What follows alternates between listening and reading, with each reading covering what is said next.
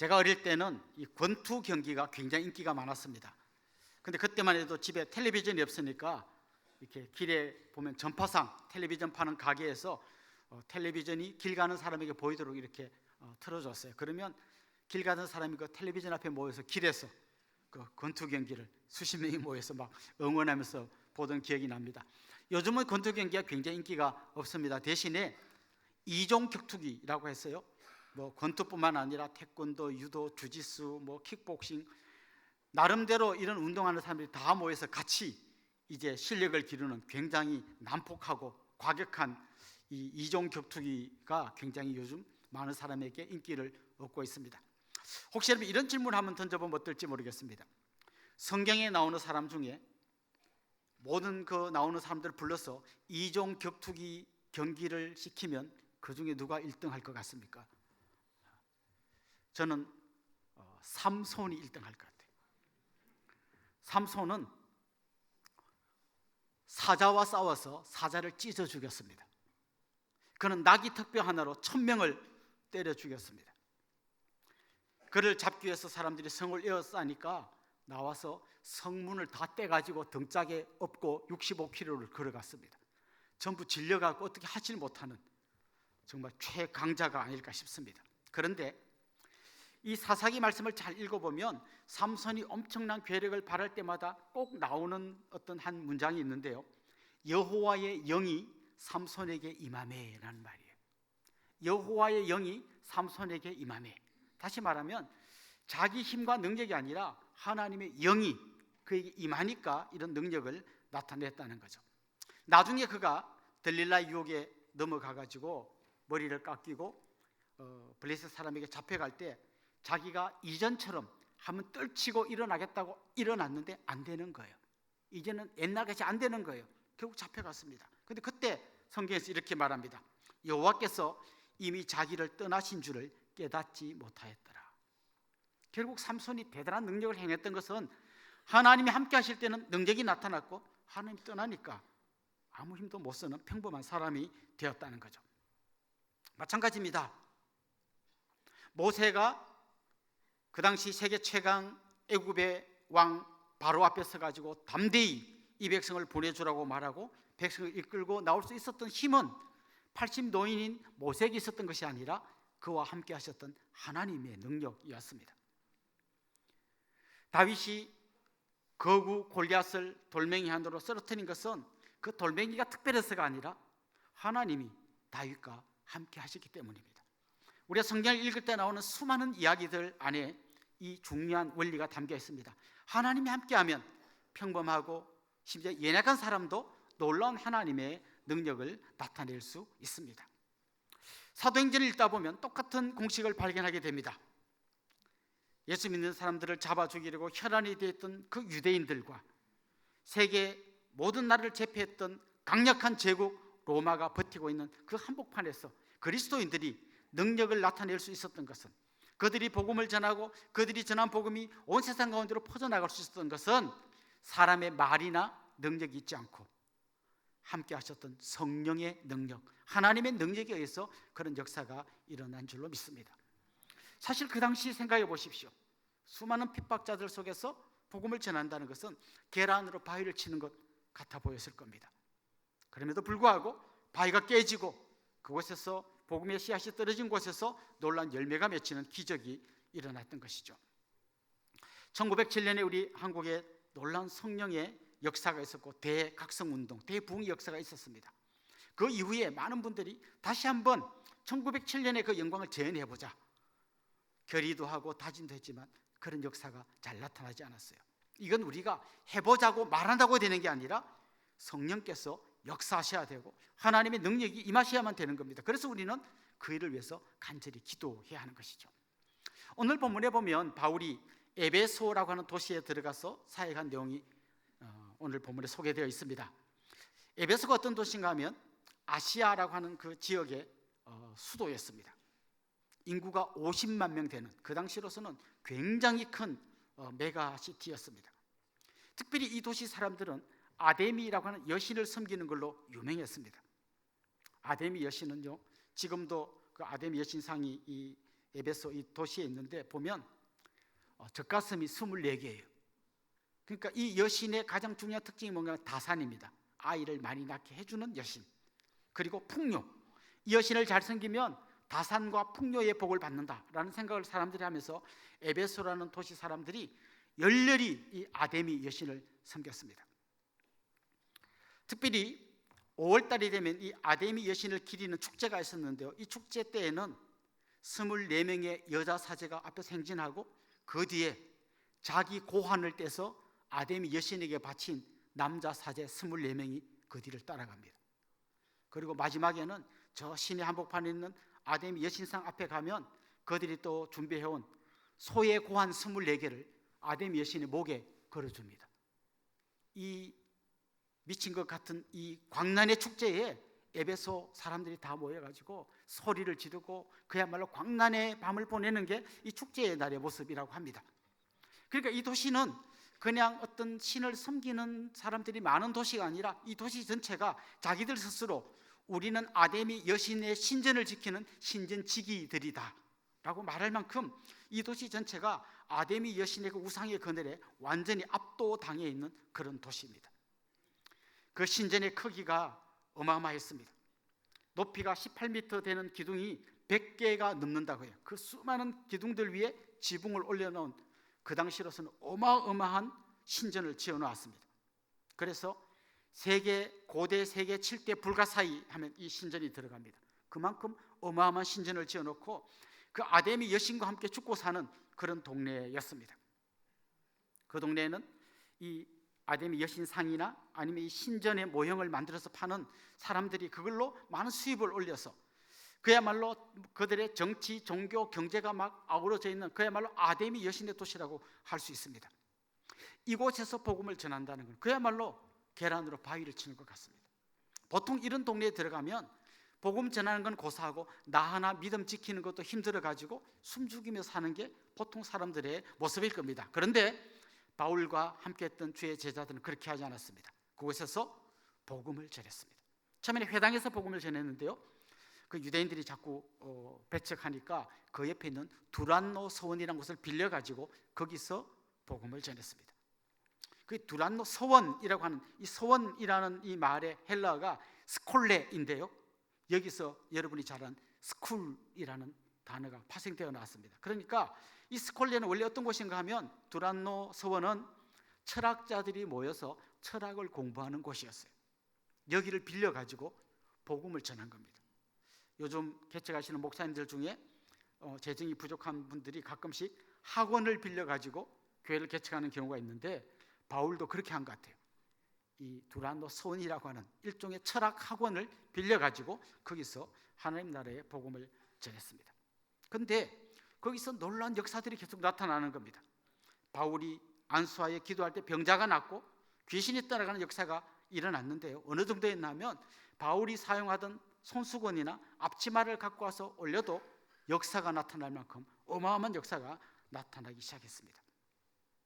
사람들이 놀라는 거죠. 마귀는 어떻게 하든지 사람을 힘들게 하고 피폐하게 만드는 게 마귀가 하는 일이에요. 그런데 하나님 나라의 복음이 전해지는 곳에는 그 어둠에 있던 사람들이 빛으로, 절망에 있던 사람들이 소망으로, 죽음의 권세에 눌려있던 사람들이 생명의 역사로 나오는 기적의 역사가 계속해서 일어나는 겁니다. 하나님 나라의 복음, 천국의 복음이 전해질 때 그들의 삶에 진짜 천국이 임하는 놀라운 역사가 일어났던 거죠. 저는 오늘 이 자리에 앉은 여러분의 삶 가운데서도 이런 역사가 일어나기를 소망합니다. 천국의 복음은 지식으로 끝나는 게 아니라 여러분의 가정에, 여러분 개인의 삶에, 여러분의 인생 전체에 빛과 소망과 생명을 던져주는 복음인 줄 믿습니다.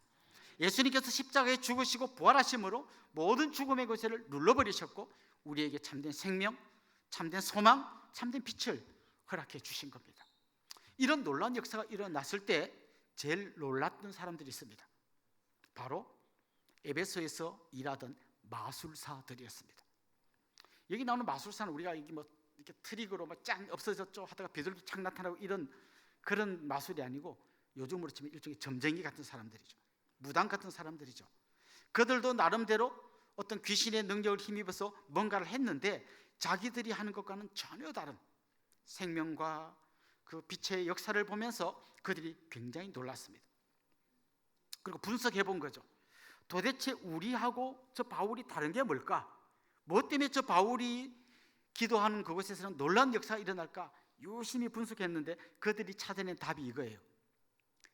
주문이 우리의 주문과 달랐다라는 거예요. 바울이 외운 주문, 그걸 주문으로 들은 거죠. 뭐라 그랬습니까? 내가 주 예수 그리스도의 이름으로 명하노니 아귀야 떠나가라.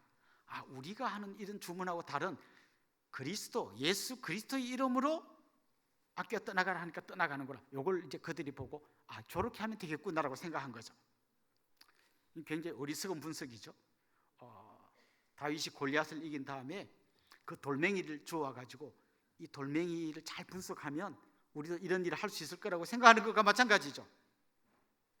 오늘 본문에 보면 제사장 스게와의 7 아들도 이런 일을 했다는 거예요. 그 7 아들이 모여가지고 귀신 들린 사람을 앉혀놓고 주 예수 그리스도 이름으로 명하노니 아귀야 물러가라 해야 되는데 주 예수가 누군지 잘 모르잖아요. 그래서 이렇게 말한 거죠.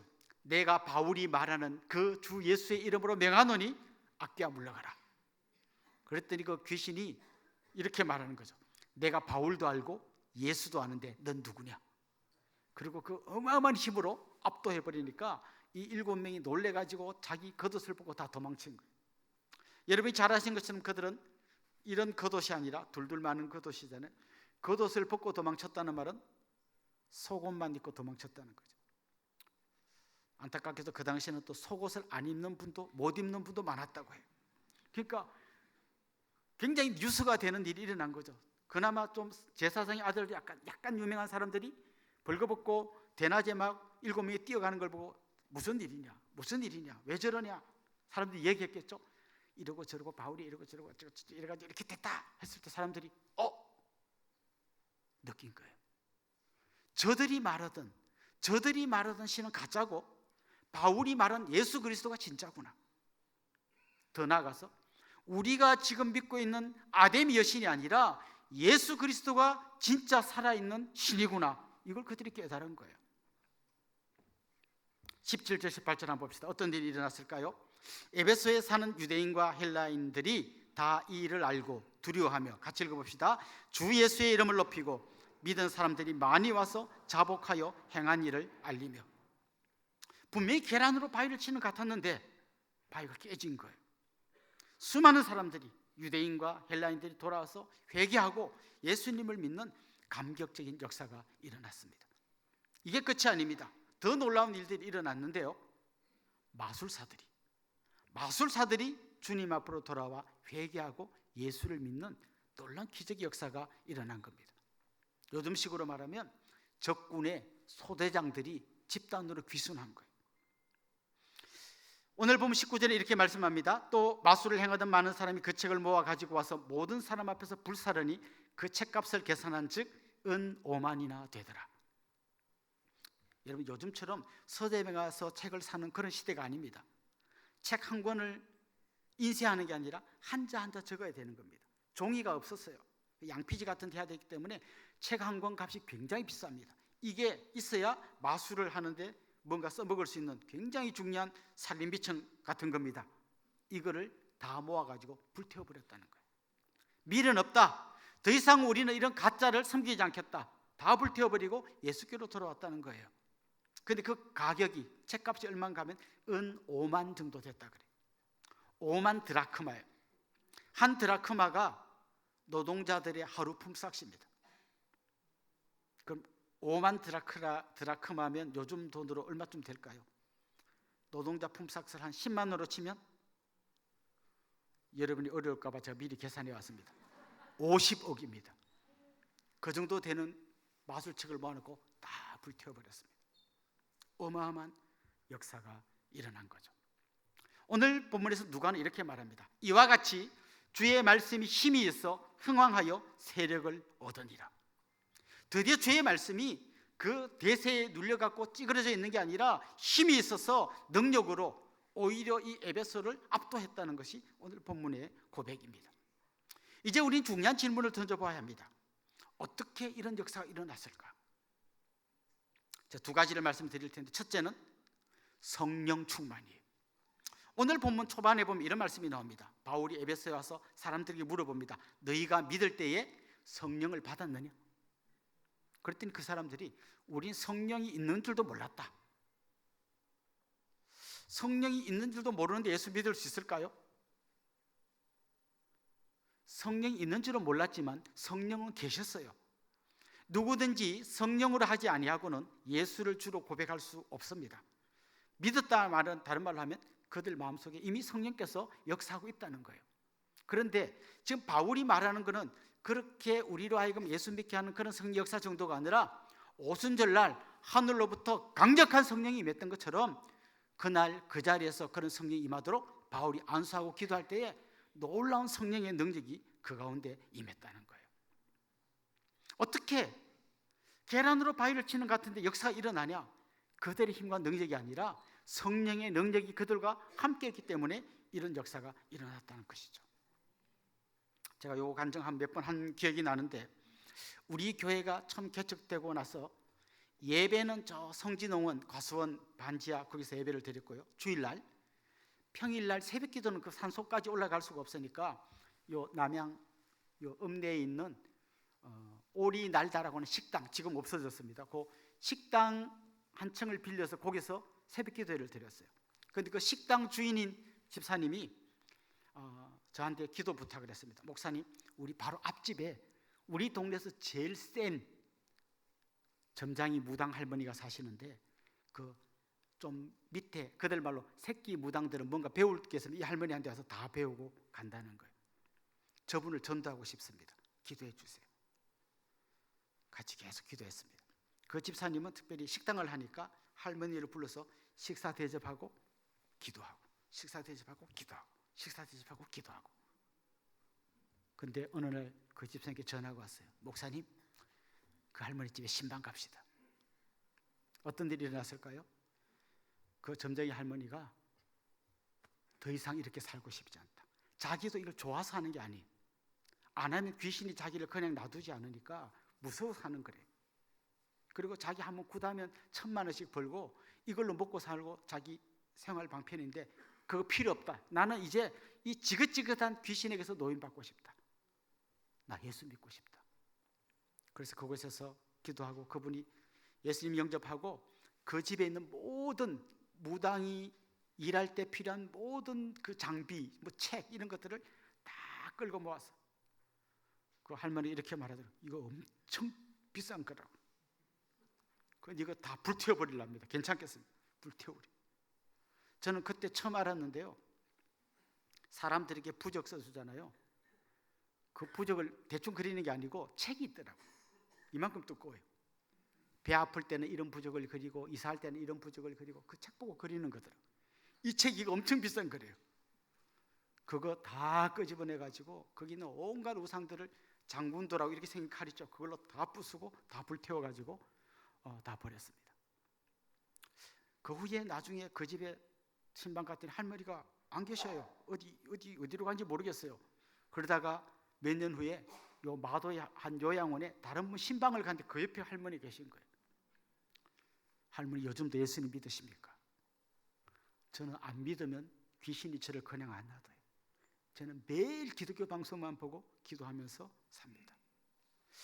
사랑하는 성도 여러분, 그게 어떤 한 집사님의 힘과 능력이 아니라고 저는 생각해요. 성령이 역사하시면 바위 같은 마음도 깨질 줄로 믿습니다. 여러분 남편, 부모님 안 믿는 분 계십니까? 가끔씩 성도님 중에 절대 안 믿을 거라고 굳게 믿는 분들이 있더라고요. 목사님, 우리 남편은 절대 안 믿을 겁니다. 우리 시어머니가 믿으면 내가 손에 장을 치집니다. 오유, 믿음이 얼마나 나쁜 믿음이 얼마나 좋은지.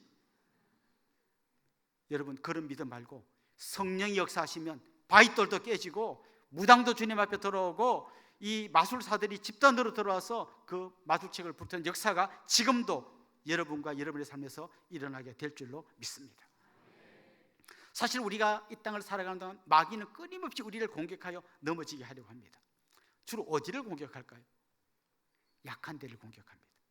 돈에 약한 사람은 돈으로, 여자에 약한 사람은 여자로, 자식에게 약한 사람은 자식으로 계속해서 공격합니다. 그래서 바울은 에베소서 6장 말씀에서 성령의 전신갑주를 입어라. 마귀가 공격할 데가 없도록 머리부터 발끝까지 성령의 전신갑주를 입어라 그랬어요. 우리 에베소서 6장 13절부터 17절 같이 한번 읽어봅시다. 그러므로 하나님의 전신갑주를 취하라. 이는 악한 날에 너희가 능히 대적하고 모든 일을 행한 후에 서기 위함이라. 그런즉 서서 진리로 너희 허리띠를 띠고 의의 호심경을 붙이고 평안의 복음이 준비한 것으로 신을 신고 모든 것 위에 믿음의 방패를 가지고 일어서 능히 악한 자의 모든 불화살을 소멸하고 구원의 투구와 성령의 검 곧 하나님의 말씀을 가지라. 마귀가 공격할 데가 없도록 그냥 완전 무장하고 말씀의 검을 들고 대항하라는 거예요. 그럼 나도 좀 성령 충만 받고 싶은데 어떻게 하면 좋습니까? 예수님이 한 가지 길을 알려주셨어요. 구하는 자에게 성령을 주시지 않겠느냐. 구하십시오. 주님 저에게 성령의 충만함을 주십시오. 성령의 능력을 덧입혀 주십시오. 내 힘과 능력이 아니라 성령의 능력으로 살게 해주십시오. 기도하십시오. 기도할 때 하나님께서 초대교회에 부어주셨던 그 놀라운 성령의 능력을 여러분에게 부어주실 줄로 믿습니다. 성령 충만, 이게 바울이 그 거대한 도시를 복음으로 정복해 나간 핵심 열쇠였습니다. 두 번째는 말씀 충만이에요. 바울이 두란노 서원에서 2년 동안 열심히 하나님 나라의 복음을 전했고 그랬더니 말씀이 흥황하여 세력을 얻었다, 그렇게 말했습니다. 하나님 말씀 안에는 능력이 있습니다. 이 말씀을 내가 믿음으로 받고 그대로 내가 믿음으로 행하면 능력이 나타납니다. 그런데 내 경험, 내 지식, 내가 아는 얄팍한 걸 가지고 비옷처럼 딱 입고 아무리 말씀을 들어도 아무리 말씀을 읽어도 그 말씀이 내 안에 침투하지 않으면 능력이 나타나지 않아요. 히브리서 4장 12절에 이렇게 말씀합니다. 하나님의 말씀은 살아있고 활력이 있어 좌우에 날선 어떤 검보다도 예리하여 혼과 영과 및 관절과 골수를 찔러 쪼개기까지 하며 또 마음의 생각과 뜻을 판단하나니. 내가 나쁜 생각하고 나쁜 길로 갈 때 하나님의 말씀이 딱 떠오르면 그 말씀의 검이 딱 내 나쁜 생각을 잘라내는 거예요. 내 잘못된 생각, 완악한 생각을 깨트려 주시는 거예요. 그리고 하나님 앞에 내가 엎드리고 복종하게 만드는 거예요. 이게 말씀의 능력입니다. 마태복음 13장에 보면 누룩 이야기가 나옵니다. 적은 누룩을 밀가루 안에 넣으면 밀가루 전체가 완전히 바뀌어버리잖아요. 진짜 말씀에 사로잡힌 사람들이 가는 공동체 안에 이런 역사가 일어나게 될 줄로 믿습니다. 그래서 말씀을 읽을 때, 묵상할 때, 들을 때 내 모든 편견의 안경, 편견의 갑옷, 편견의 비옷을 다 벗고 주님 저에게 말씀하여 주시면 제가 그 말씀에 순종하겠습니다. 그런 마음으로 나아갈 수 있기를 간절히 소망합니다. 우리가 진짜 주님 말씀을 제대로 믿고 정말 하나님 사랑, 이웃 사랑 말씀대로 실천하면서 우리가 경험한 하나님의 사랑을 이웃에게 흘려보낼 때 도시락을 받는 할아버지 할머니들이, 우리 한글학교에 나오는 우리 형제 자매들이 정말 주님의 놀라운 말씀 앞에 변화되는 역사가 일어나게 될 겁니다. 또한 말씀으로 양육받는 우리 주일학교 학생들, 우리 운동교, 운동 어린이집 학생들이 이 말씀으로 잘 무장되어서 이 험한 세상을 이겨내는 그런 놀라운 능력의 자녀들로 자라나게 될 줄로 믿습니다. 저는 그런 소망이 있습니다. 마귀가 우리 교회를 볼 때마다 두려워 떨면 좋겠어요. 어떻게 하면 저 교회에 싸움을 붙이고 분란을 일으켜서 그냥 무너지게 할까 공격하는데 틈이 없어. 전부 성령으로 말씀으로 무장한 사람들이 이 사단의 공격을 다 막아내고 주님의 이름으로 승리하는 그런 능력 있는 교회를 통하여 능력 있는 역사가 나타나게 되기를 주님의 이름으로 축원합니다.